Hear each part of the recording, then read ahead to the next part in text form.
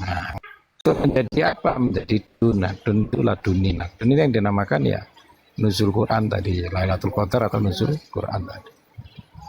Nah itu nanti fasenya dikembalikan menjadi esoteris, ya semua dikembalikan menjadi simbol, bukan harfiahnya menjadi sampai saat ini. Ya, ada cerita di zaman Nabi dulu, Nabi itu datang ke majelis tarweh. Malam Lailatul Qadar itu jatuhnya adalah 27 Ramadan. Tapi ketika sudah keluar dari rumahnya, mau masuk kepada majelisnya tadi, dilupakan dengan kejadian ada sahabatnya yang bertengkar gitu. Akhirnya dileret dulu, akhirnya Rasulullah sampai ke majelis sudah lupa untuk menyampaikan. Sebetulnya yang melupakan ya karena apa? Takutnya nanti menjadi dogma, gitu ya. Jadi orang itu nanti meraih Ramadannya bukan misteri lagi, tapi sesuatu yang dogma. Masuk ganjil, malam 27 ganjil lah. Nanti kita berbondong-bondong itikaf 27 aja. Nah, itu kan menjadi maksudnya 27 itu kan simbol.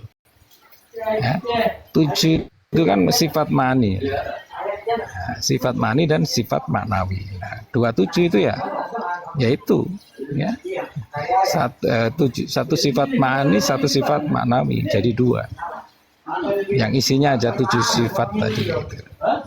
Maka dikerucutkan menjadi 17. 17 itu menjadi 17 Ramadan. Lailatul Qadar tadi.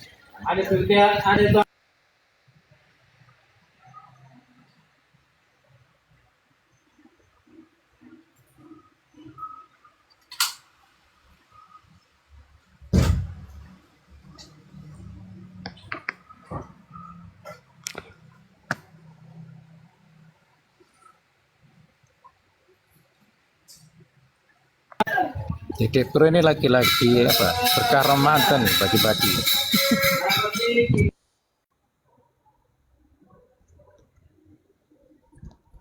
Alhamdulillah. Sama waktu kecil juga takut sama surga neraka. Kalau udah gede ini kan biasa aja. Ya kita doakan tidak seperti itu. Ya kayak sekarang tarweh gitu ya. Zaman dulu tuh orang tua kita kalau kita melihat main HP gini waktu tarweh marah kan gitu ya. Dimarahin. Sekarang kan sudah enggak. Nah iya. Nah ini kan kita harus ngikutin gitu. Ternyata tarweh itu kita sudah mengenal namanya rehat kan gitu ya.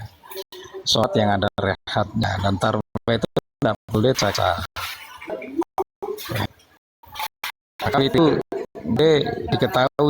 Nah sholat itu kan sebetulnya ya masih sudah ada fil wahda ya, pandang satu kepada yang satu itu witir. Nah, sudah masuk kepada martabat ahadiyah. Nah, satu itu kan nggak boleh syirik.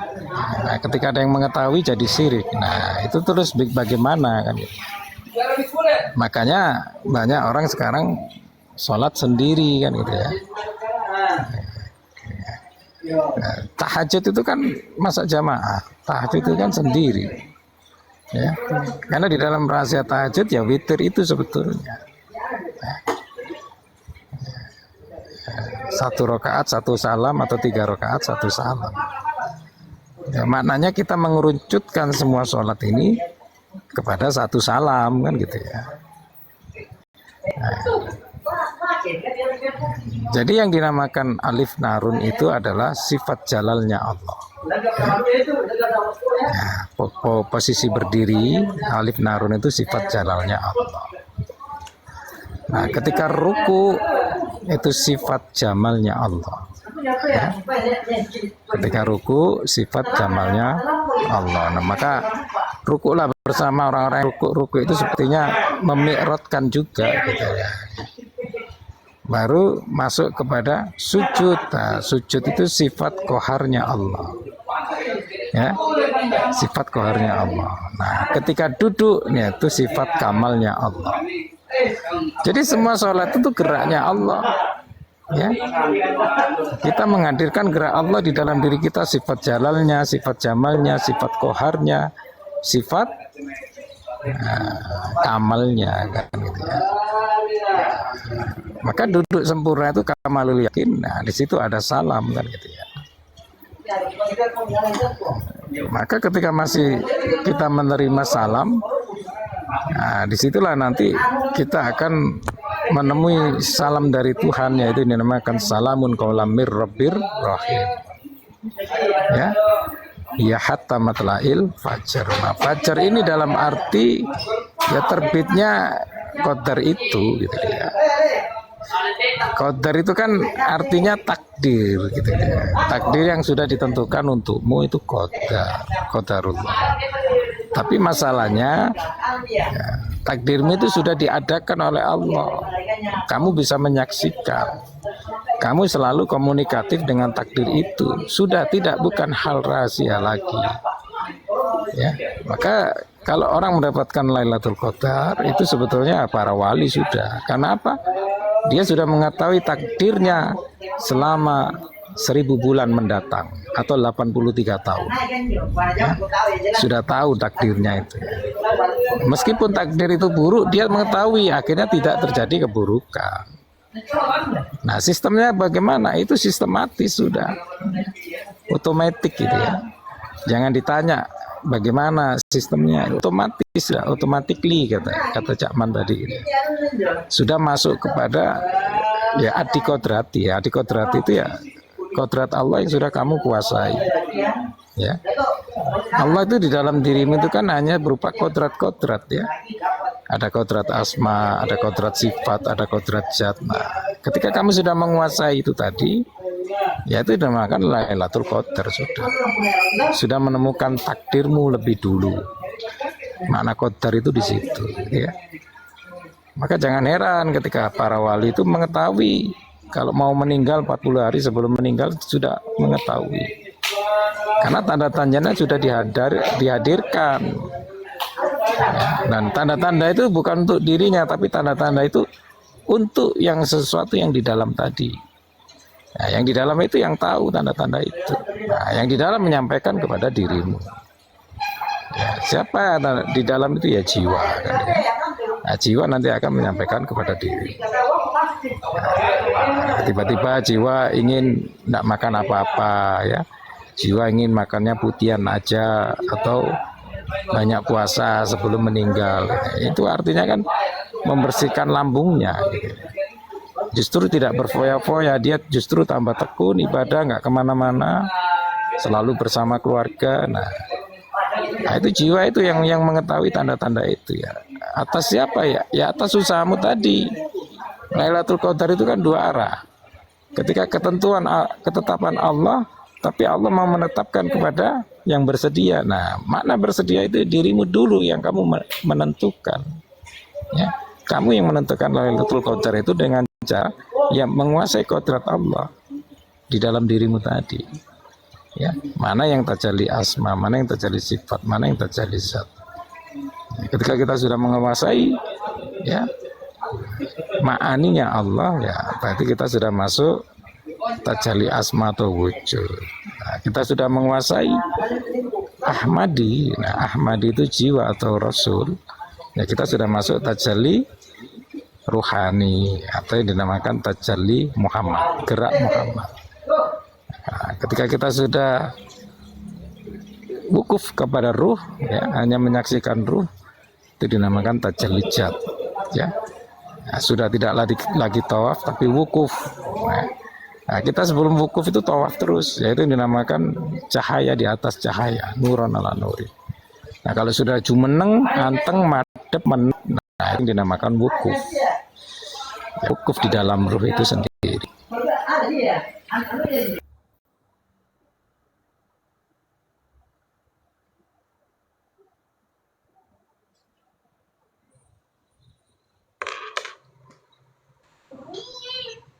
Alhamdulillah. Assalamualaikum Abah.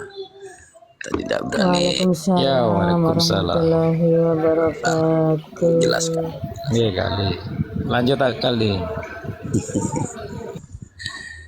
setiap kali momen di Kaumal itu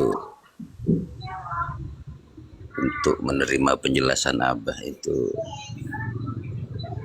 apa ya, harus dicernanya berulang-ulang. Jadi setiap bahasan itu yang saya tidak paham itu dicerna berulang-ulang. Mencernanya tidak sekali, tapi dicerna, diingat-ingat yang disampaikan. Dan setiap pembahasan itu banyak hal-hal baru yang disampaikan. Makanya saya jarang komit untuk mendengarkan secara fokus saja. Nah, jarang. Bagus itu. Kalau sering-sering komen biasanya sama hostnya dihapus. Karena Jarang-jarang. dia tidak bisa menikmati. Mungkin kita tidak mengakui ya secara umum Iya. ada di Kaumal ini, atau yang Udah mendengarkan dikasih tahu tapi dia ngasih tahu sendiri. Jadi dia menutup hijab sebenarnya ini itu. sebenarnya berguru Mm-mm. itu. Saya ada pertanyaan Ya, ini. kurang Apa satu namanya, aja pertanyaan yang nggak boleh dua. dengan bahasa. Saya pernah menemukan sebuah kitab itu dalam bahasa Madura. Kalau Abah menjelaskannya yang kemarin tidak ada sukma, dan di situ ada kalimat sukma. Ruh yaitulah jiwa, nyawa, yaitu insan kamil yang mengalir kesempurnaan dari Allah terus menerus tanpa henti. Nah, di situ bukan kepada jiwa, tapi disebut dengan sukma. Saya tidak paham perbedaan bahasa di bahasa Indonesia itu antara sukma, jiwa. Gitu. Mohon penjelasan. Terima kasih.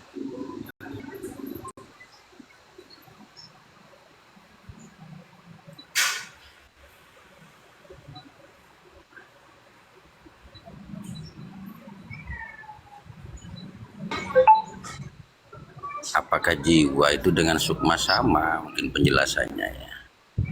Kalau saya lebih paham kepada jiwa, gitu. Jiwa. Nah, di situ dijelaskan sukma gitu. Itu penjelasannya di kitab.